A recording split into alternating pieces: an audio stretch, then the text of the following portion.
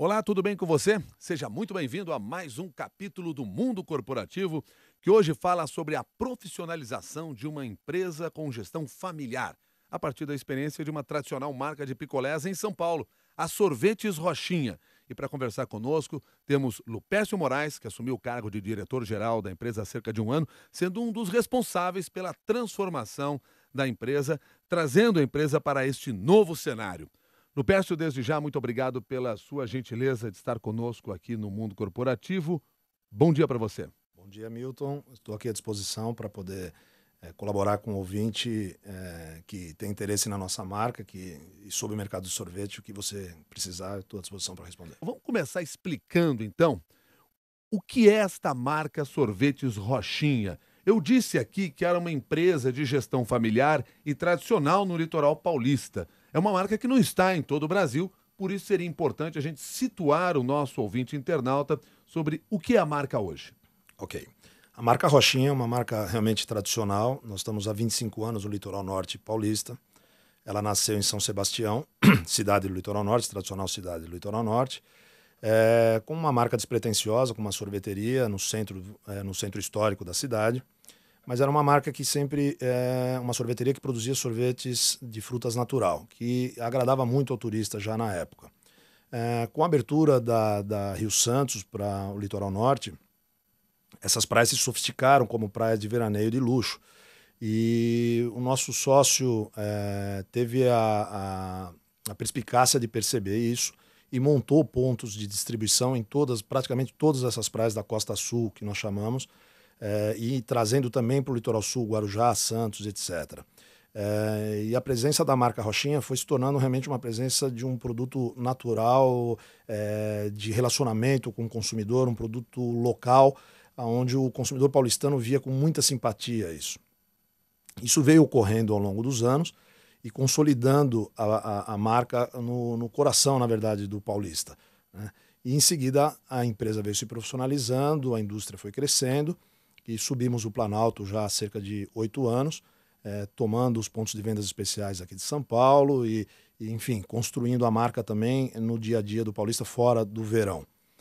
Até o ponto que a empresa chegou num momento que ela precisa realmente fazer uma expansão mais estruturada, e aí veio a profissionalização que ocorreu esse ano, em janeiro desse ano, com o ingresso da nossa empresa, que é uma empresa de participações, e eu assumi o cargo de diretor-geral com o objetivo de profissionalizar e fazer com que esses novos planos desenvolvam a empresa daqui para frente. Quer dizer, uma empresa que antes era comandada pelo José Lopes, que foi o criador dessa marca, o criador dessa empresa, foi quem fez a expansão da Sorvetes Rochinha.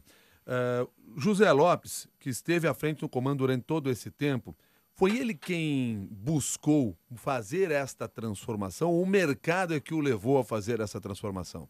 Eu acho que foram as duas coisas, né? O seu José Lopes é um comerciante contumaz, uma pessoa que tem realmente um tino comercial, empresarial único, porque é uma pessoa muito simples, uma pessoa que não tem estudo e que conseguiu fazer a marca chegar até onde chegou. Então tem um mérito, às vezes eu digo assim, muito maior do que o nosso, de que somos executivos, com preparo executivo, mas pegamos a coisa do meio para frente, né? Ele fez o difícil. Ele comprou uma sorveteria e fez com que a sorveteria virasse um ícone no coração do paulista. Ele Né? trabalhava com obras. Trabalhava com obras. Né? Uma pessoa simples, um vitorioso, construía praias, casas no litoral norte, etc., e continua fazendo isso agora. Agora ele foi para o conselho, voltou a construir, mas agora já como um empreendedor do setor imobiliário. Mas continua, a paixão dele continua sendo a construção civil. Mas sem dúvida ele teve a perspicácia de perceber o movimento do desenvolvimento urbano turístico da Costa Sul, e ele tomou esse espaço muito rapidamente, e a marca até hoje é líder nessa região. Bom, o momento em que se percebeu a necessidade desta profissionalização de uma empresa de gestão familiar é o momento em que a empresa deu um passo importante com a construção da sua fábrica no interior de São Paulo, em São José. Isso se dá por quê? Porque aí o negócio ficou grande demais para só a família tocar? Na verdade, eles passaram por uma etapa, eles vêm passando, né? Quando a distribuição veio para São Paulo, para a cidade de São Paulo, o produto começou a chegar em pontos de venda muito nobre em São Paulo, que exige uma dinâmica de distribuição de produtos congelados complexa. E a demanda começou a crescer muito.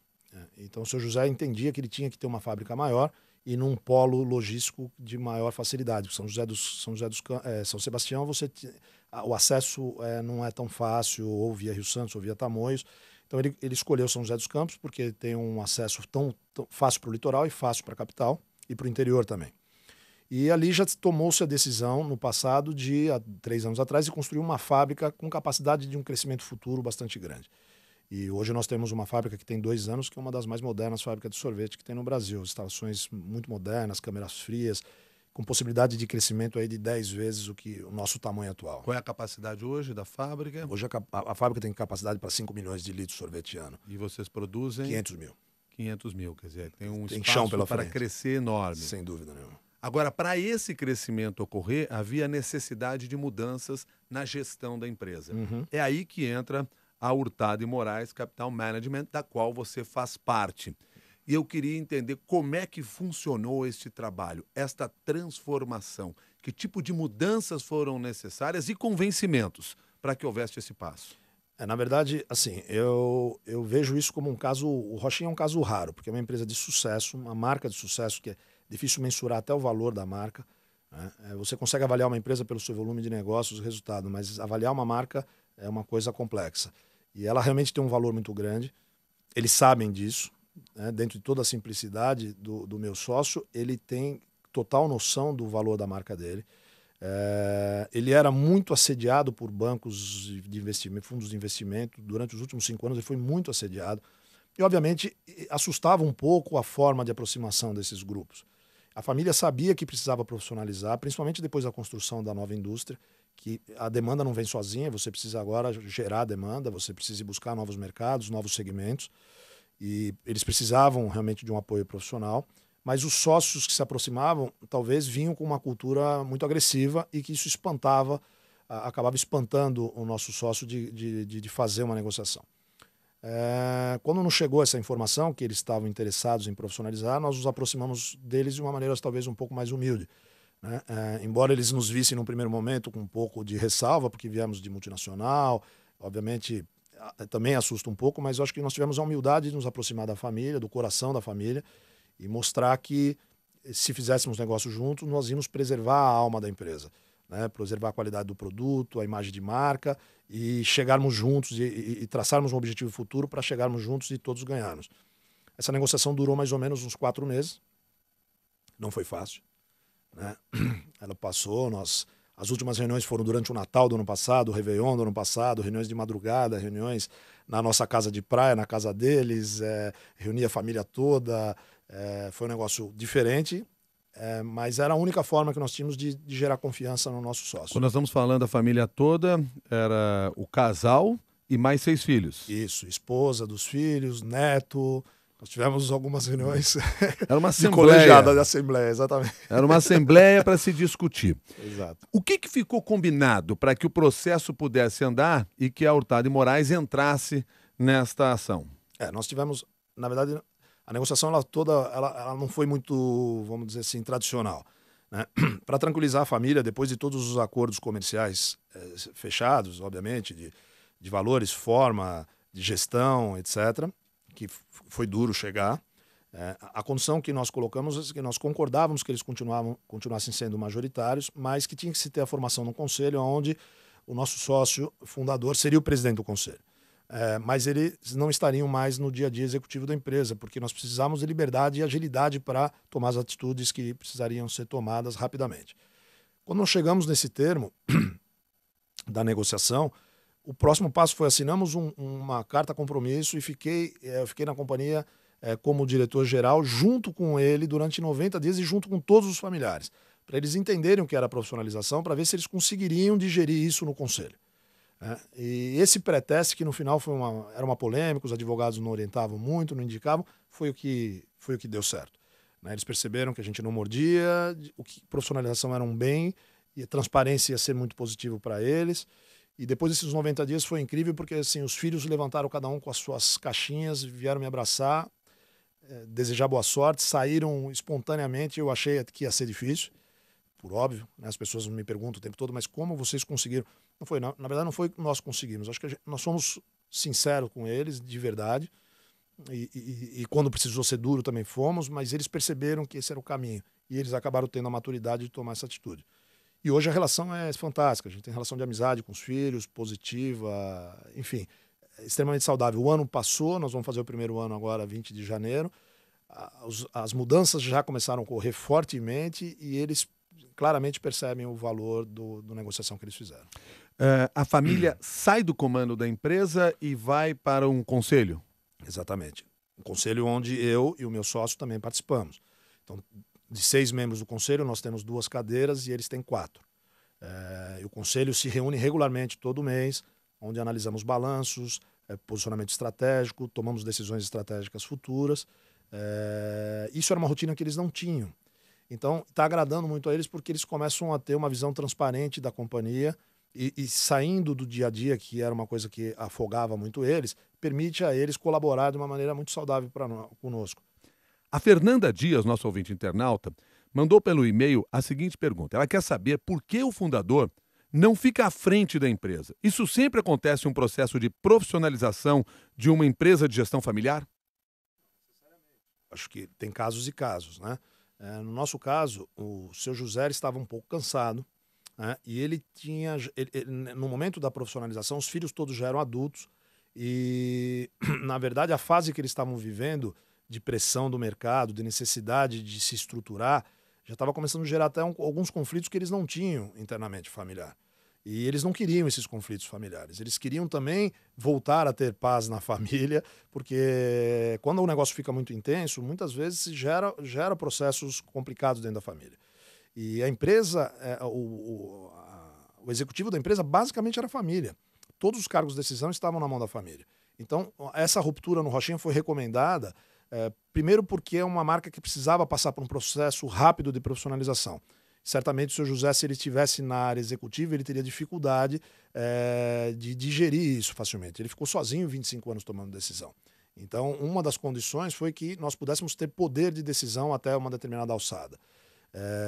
E estando na presidência do conselho, ele colabora muito mais, porque ele tem uma visão estratégica, uma visão de cima, ele nos traz informações extremamente ricas.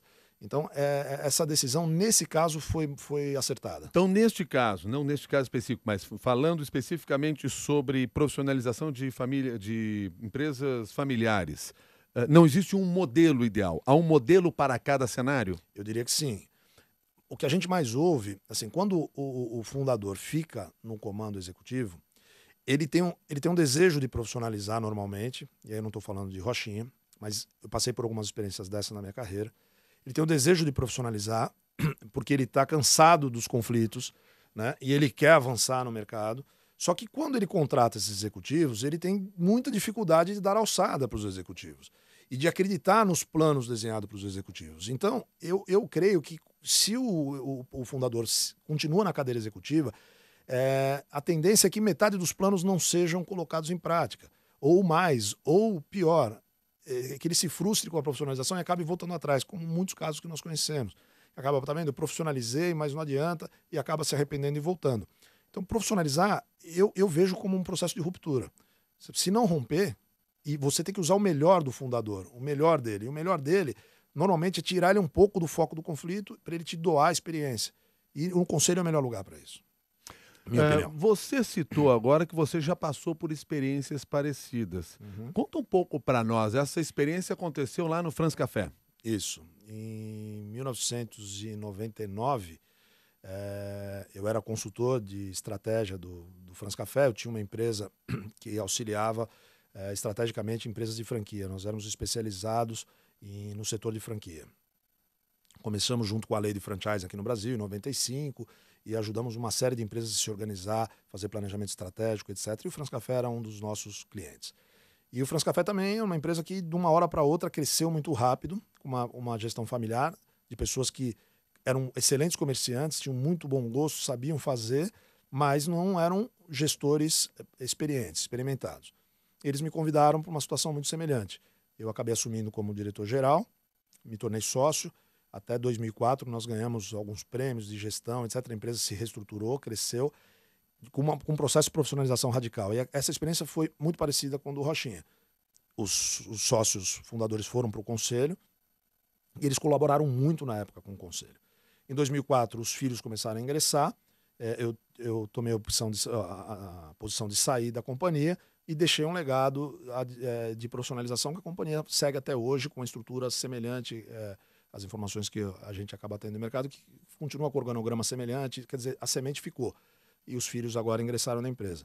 Então, eu diria assim, os formatos que eu vivenciei, e quando a gente lê e ouve dos colegas, quer dizer, eu creio que o mais acertado é realmente o fundador ir para o conselho. Porque se ele escolher bem os executivos, se ele tiver coragem realmente de fazer as rupturas necessárias, se a empresa for boa, a tendência é crescimento e lucro e resultado. Você sempre trabalhou no ramo de alimentação ou é uma coincidência que você tenha feito esse trabalho com a France Café e agora com a Sorvetes Rochinha? Na verdade, eu tenho 47 anos, eu comecei como executivo na área de consultoria de varejo. Mas o que aconteceu? Quando surgiu a franquia no Brasil, a maioria dos negócios eram de alimentos. Então tinha uma série de empresas, de clientes que eram empresas de alimentos. Em seguida, ingressei no France Café, há 20 anos atrás, e de lá não saí mais do setor de café, que é alimentos, né? Tanto franquia como o setor de café expresso. Depois de lá fui para a Sarali, que é a dona da marca Café do Ponto, Pilão, e fiquei também 8 anos fazendo um projeto de food service na companhia, que eu saí em dezembro do ano passado e resolvi voltar a empreender. Eu acho que agora vai até o resto da vida. Bom, estamos então de volta para falar sobre o mercado de sorvetes. Qual o tamanho desse mercado hoje no Brasil? O mercado de sorvetes no Brasil hoje é um mercado de 1 bilhão e 200 milhões de litros ano, com consumo per capita de 6,5 litros ano, que é muito baixo ainda, né? Mas para vocês terem uma ideia, o mercado há 10 anos atrás era de 600 milhões de litros, ou seja, ele dobrou de tamanho. Quando nós estamos falando aqui sorvetes, nós estamos falando daquela massa, estamos falando de picolé, estamos falando de tudo? Tudo. Nós falamos 70% mais ou menos, sem muita precisão de números, é massa, quer dizer, basicamente o balde de 2 litros que vocês levam para casa. Nós temos aí mais ou menos 20% de picolés e 10% de soft ice, que é aquele sorvete do food service que você do fast food. É mais comum do próprio McDonald's. McDonald's, por exemplo, que trouxe basicamente esse produto para o Brasil, que é um produto que caiu no agrado do consumidor também. Agora, vocês na Sorvetes Rochinha trabalham basicamente com picolés. Na verdade, o Rochinha nasceu com picolé praia, né? E nesse ano nós já lançamos a linha de potes especiais, 150 e 500 ml, nos principais supermercados de São Paulo. Todas as grandes redes e as redes de produtos especiais já têm freezers do Rochinha, que está sendo um sucesso muito grande, né? Concorrendo com marcas internacionais, marcas com conceitos internacionais.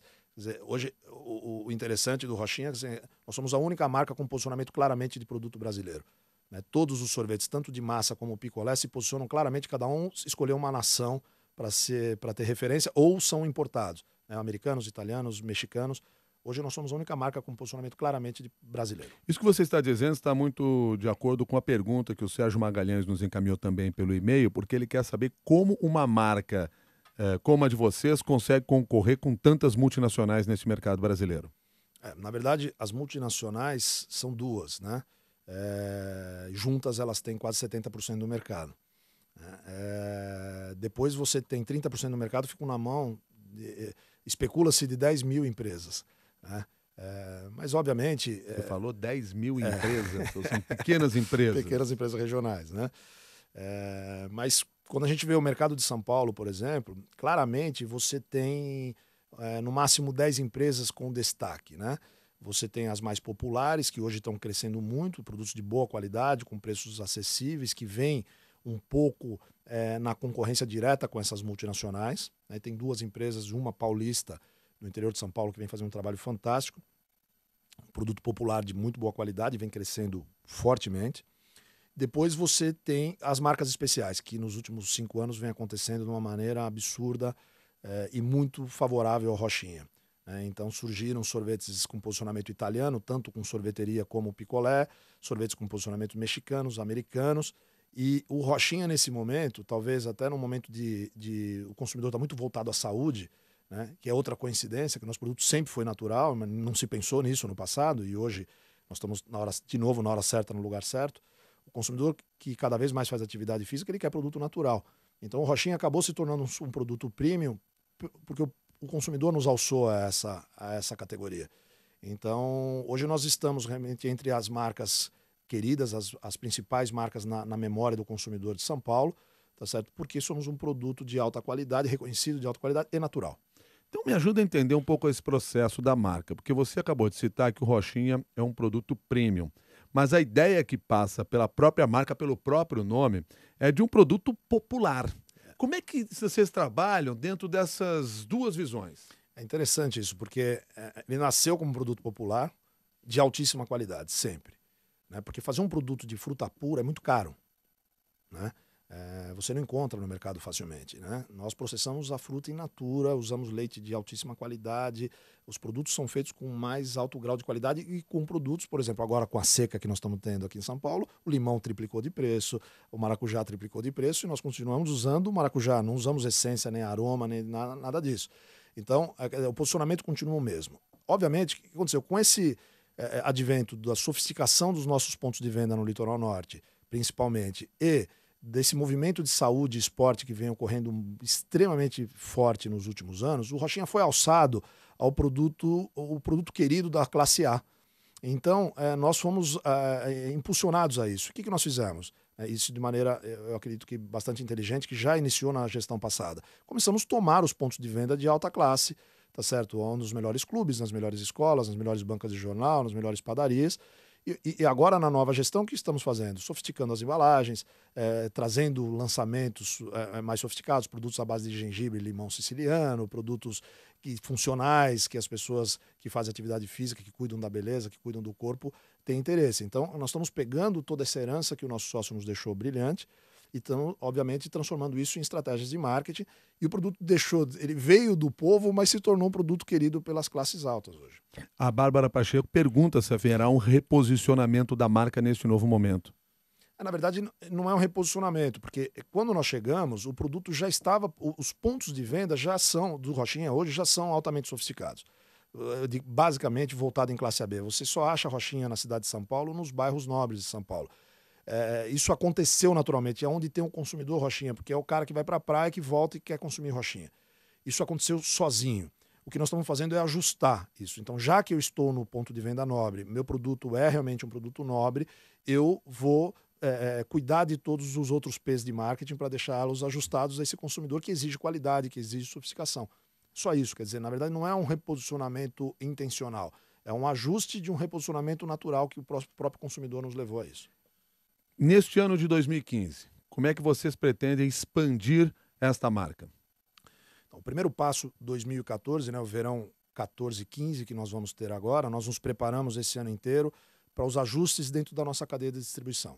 Então, nós vamos chegar nesse verão com vários lançamentos, nós ouvimos os consumidores, fizemos pesquisas, então vamos lançar um portfólio de lançamentos muito legal, parceria com grandes multinacionais, fazendo produtos co-brand, que a força da nossa marca nos permite, então vão ter novidades interessantes, produtos zero açúcar, com sucralose, o carro-chefe, que é o nosso coco, que vende uma barbaridade, vai chegar a zero açúcar, então 12% da população diabética vai poder ter o produto Rochinha, impecável. Se eu não falar que é zero açúcar, você não vai saber diferenciar. Então, essa área de desenvolvimento do Rochinha é um ouro que tem lá dentro, que é imexível, né? Eles sabem fazer sorvete, assim, nós sabemos, né? Agora eu faço parte disso.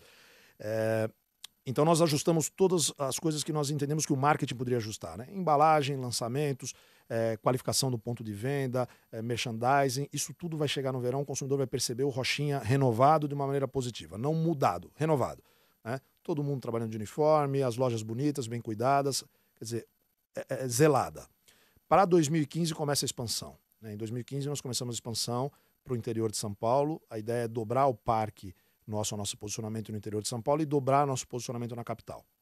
E a partir de 16 aí começarmos a ir para os outros estados, levar nossa marca, levar toda essa experiência para os outros estados. Vocês pretendem transformar Sorvetes Rochinha em franchise? Então, ou franquia, para usar a palavra mais próxima de nós aqui? Então, na verdade, a demanda sempre foi muito grande. Né? Quando eu cheguei na companhia, nós temos 10 lojas no litoral, já há muitos anos. Essas lojas são licenciadas dos próprios distribuidores. É uma coisa um pouco em casa. O distribuidor ele tem a loja, nos fundos ele tem o espaço onde ele guarda os carrinhos, a estrutura Rochinha toda orbita em torno das lojas. O que nós fizemos esse ano foi padronizar essas lojas. Nós demos um bom ajuste nelas, elas estão todas passando por uma breve reforma. E nós realmente temos a intenção de lançar um projeto de franquia da marca nacional, da marca consolidada no Brasil. Porque os consumidores estão procurando realmente, os consumidores de franquia estão procurando muito sorvete nesse momento. Sorvete virou um target do consumidor de franquia e nós somos, obviamente, muito abordados porque nós somos uma marca muito tradicional. Então, nós estamos preparando um projeto que devemos lançar aí em março para poder expandir, e essa deve ser a âncora de expansão nossa nacional. Estamos em fase de desenvolvimento desse projeto e como eu vim do setor de franquia, para mim isso é uma experiência que eu não deixo de pensar em momento algum, levei ao conselho e muito provavelmente vamos fazer o lançamento desse projeto no início do ano. E aí, como é que se transfere para a franquia esta relação que o consumidor tem com a marca da forma como ela nasceu? Porque é tudo muito próximo. A franquia vai para lugares que não tem nenhuma identidade com o sorvete, esse Rochinha. Como transformar isso? Esse é o pulo do gato, né? O americano sabe fazer isso como ninguém. O brasileiro, nesses últimos 20 anos, aprendeu a fazer franquia também de uma maneira exemplar, né? Nós somos o terceiro, quarto país em franquia no mundo, em volume de lojas e volume de negócios. As marcas brasileiras hoje prosperam no sistema de franquia de uma maneira muito madura. Então, eu pretendo me inspirar nas experiências bem-sucedidas, por exemplo, a Starbucks, que não é franquia, mas é um sistema de varejo que leva o conceito da Itália para dentro de Nova York, no meio daquela loucura, para dentro de qualquer lugar no mundo, no meio da loucura que nós vivemos. Quer dizer, é levar um pouquinho do conceito daquilo que você pretende levar ao consumidor dentro de uma loja. Nós estamos preparando um projeto para explicar para o consumidor o que é o espírito Rochinha, né? Aquele espírito de vizinhança, camarada, aquela loja simpática, aquela coisa do relacionamento e, obviamente, vamos levar algumas memórias de valor nossa, né? Que nós somos o principal sorvete, o único sorvete da Praia de Maresias, que é conhecida no Brasil todo, que o nosso querido Medina, nosso surfista campeão, aí é frequentador e fala do Rochinha para todo mundo. E essas memórias, esses valores principais que nós temos, onde o brasileiro do Rio de Janeiro, de Minas Gerais, conhece, tem referência. Então nós vamos buscar alguns ícones de referência para poder explicar e trazer essa experiência ao consumidor. Vocês investem em mídia hoje? Nada. Nada. A empresa ela goza de um prestígio espontâneo que nos favorece o boca a boca, né? Então, nosso grande marketing é fazer ações bem estruturadas e as pessoas replicam ela naturalmente. Tá certo. A Maria Cristina quer saber se no Brasil só se vende sorvete no verão. Infelizmente, Maria Cristina. 70% do faturamento do ano das companhias são no verão. Quanto mais dependente de picolé, mais dependente do verão você é. Massa, você tem uma queda de 50% no inverno, picolé chega a uma queda de 70%. Você faz o teu faturamento basicamente nesses próximos 4 meses. Essa inversão, esse é o primeiro desafio que nós encontramos. Trouxemos experiência de grandes companhias, então já lançamos todas as nossas linhas de pote para que em 2015 não tenhamos essa mesma sazonalidade. E apostar no crescimento de consumo per capita, né? Porque, na verdade, o consumo per capita não cresceu na mesma velocidade que cresceu o consumo em litragem no Brasil. Se você colocar a régua de aumento de consumo no Brasil dos últimos 10 anos, que dobrou, e você colocar a curva de crescimento da classe C nos últimos 10 anos, no advento governo Lula, etc. e tal, você vai ver que o sorvete cresceu muito no arrasto do crescimento da classe C. Então, quer dizer, foram novos entrantes ao mercado de consumo de sorvete e não um aumento per capita sensível. Teve um aumento per capita, mas não foi sensível. Nós temos que sair de 6 litros per capita para pensar em 10 litros per capita, 12 litros per capita, ou 20 que tem no primeiro mundo, nos Estados Unidos, por exemplo. Então, quer dizer, o grande desafio a partir de agora é aumentar o consumo per capita. Para isso, nós precisamos de marcas boas, bem posicionadas, e o consumidor começar a pôr dentro da sua cesta de consumo durante o inverno, como sobremesa, o sorvete. O Vanderlei, por sua vez, quer saber o seguinte: nessa parceria, vocês entraram com conhecimento ou entraram com dinheiro também? Conhecimento e dinheiro. Conhecimento Nosso e sócio dinheiro. é um comerciante contumaz, como eu falei. Ele chegou a pensar em profissionalizar e continuar dono sozinho da empresa, mas ele percebeu claramente que ter sócios comprometidos com o capital lhe traria mais tranquilidade. Isso é coisa de um sábio, isso não é coisa de quem estudou, né? Se nós estamos hoje num país em que boa parte das empresas é familiar, que sugestão você oferece a estas empresas que estão talvez num momento chave da sua história, buscando dar um passo maior? A profissionalização é o caminho? Sem dúvida. Eu entendo assim, se a empresa está num nível de faturamento que ela se encontra num posicionamento de média empresa, ela vai sofrer pressões das multinacionais no dia a dia muito forte, que são empresas mais poderosas e mais estruturadas. E do outro lado, ela vai sofrer a pressão dos pequenos, que são empresas mais ágeis, que muitas vezes competem com custo menor e que atrapalham muito a estrutura de crescimento. Esse é o que acontece com quase todas as empresas de médio porte. E isso leva a uma polêmica hoje em dia. Vender ou não vender o controle da empresa, profissionalizar ou não profissionalizar. Eu diria que essa decisão tem que primeiro passar por essa reflexão. Se a família tem interesse em vender, ela vai vender muito melhor se ela profissionalizar antes, sem dúvida nenhuma, porque hoje não tem bobo, os fundos são muito preparados, os players são muito preparados, eles compram e pagam bem para quem está bem estruturado. Para quem só tem uma boa marca e uma participação no mercado, vai se pagar menos, porque ainda tem um caminho de estruturação a se fazer e isso oferece risco para quem está comprando. Então, o conselho é sempre, profissionalize antes e depois pense em vender ou não. E profissionalizar é um ato de coragem. Escolha bem o grupo que deva se aproximar. E eu sempre aconselho que, de preferência, profissionalize trazendo esse grupo para ser um grupo investidor junto. Porque, obviamente, eu hoje, como diretor-geral do Rochinha e sócio, tenho um nível de preocupação diferente, né? É o meu dinheiro que está lá também, né? Então, o meu sócio dorme tranquilo, eu tenho certeza absoluta que ele sabe que eu acordo e durmo pensando em sorvete. Bom, só para terminar aqui a nossa conversa, porque a gente começou falando, como foco inicial, a profissionalização de uma gestão de uma empresa familiar. Empresa familiar não tem uma gestão profissional? Não pode ter uma gestão profissional? São coisas contraditórias? Não são contraditórias, mas elas, almoço de domingo não combina com segunda-feira de conselho. Então, as empresas que não conseguem desvincular o relacionamento emocional do profissional, a saída é profissionalizar. Eu acho que isso simplifica a sua pergunta. Lupercio, muito obrigado pela sua gentileza e pelas informações que você trouxe para nós aqui no Mundo Corporativo.